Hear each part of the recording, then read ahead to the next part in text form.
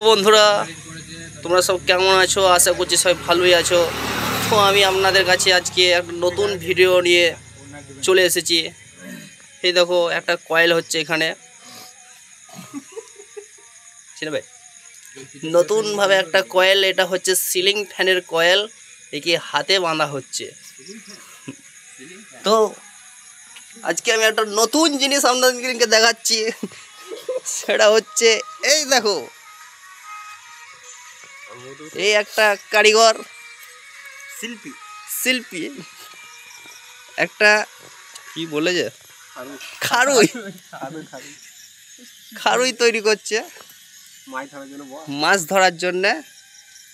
তা খারুইটায় মোটামুটি কেজি 15 মাছ ধরবে, দেখে যা বোঝা যাচ্ছে। শুরুয়ারটা সেদিন দেখানো হয়েছিল, এটা আবার এই শেষের দিকে চলে এসেছে, সেজন্য নতুনভাবে আর একটা ভিডিও করা হলো। এই যে দর্শক সব বসে বসে দেখছে, এই দেখো একদম ভালো করে দেখে নাও।